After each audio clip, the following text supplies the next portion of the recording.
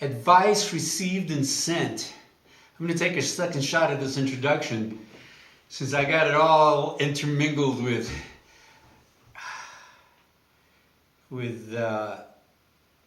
mind to heart. So here we go. We'll do this again. The angles are a little different. That one's a little different. It's not like I'm going to intercut between the two, though I might. So, advice received and sent. Technically, you could just about say that is the first song I ever wrote. It's kind of fitting that it'd be the first song of the first set, album, CD, whatever you want to call it.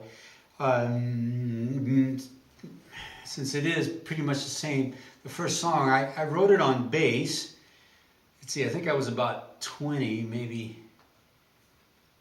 almost 21, but not quite. Yeah, it's closer to 20 than 21.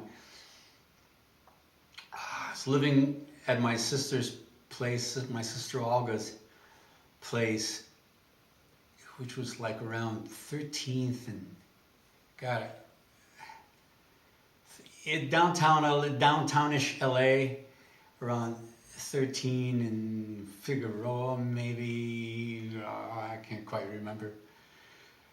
And I was staying there, and I had just gone through a heartbreak relationship. You know, it was one of those things where you're waiting for the phone to ring and turn it all around. She's going to call and everything's going to be okay, maybe, probably, but she's got to call first, and the call never came.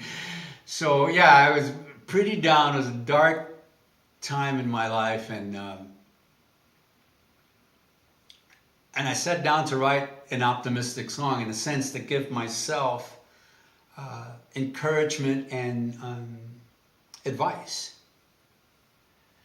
So, and it's a culmination of advice that I have received through the years, through those 20 years that I lived at that point. And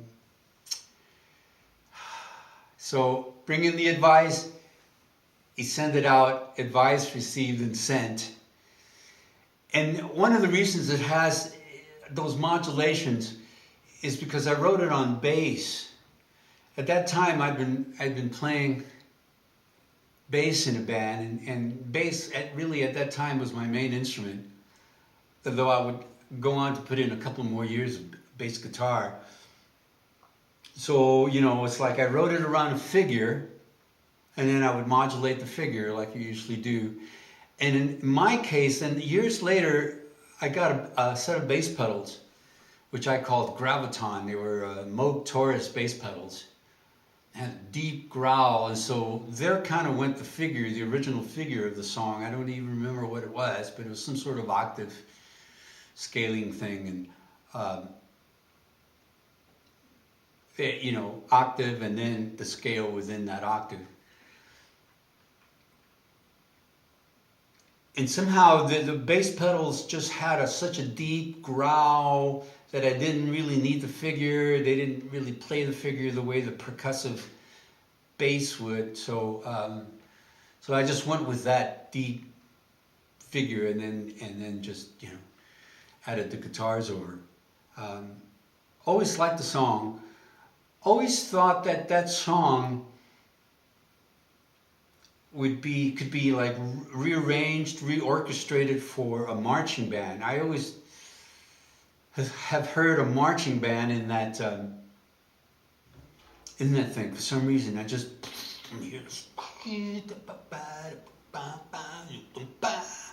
you know, with the drums and all of that stuff. You know, should write a little part for those little bells. Anyhow, so that's received and sent. Someday I think I would love to synthesize a marching band to it all, you know, and just have like a Sousa type marching band just moving forward on that thing. when I first tried the introduction a few months back, for some reason, I went off to a song called Mind to Heart, which I wrote by resolving a chord change that my friend Frank had going. He was stuck on. I resolved the chord change for him, went back home and filled in the words and some more, added some more, chords for the chorus and the. I don't think that one has a bridge, but that was Mind to Heart. When I got home and looked at the footage of my introduction, I was just stunned that when I tried to introduce it, advice received and sent, what I ended up with was just a mosh of those two songs. I'm sitting there looking at the footage and thinking, wait a minute, that's Mind to Heart, White, and then it would switch back. It's crazy. How and why I got those two songs moshed in my brain together, I can't begin to tell you. I have no idea what they may have in common or anything like that, So at any rate, Advice Received and Sent is my Sousa type marching modulation written on bass when I was 20 song.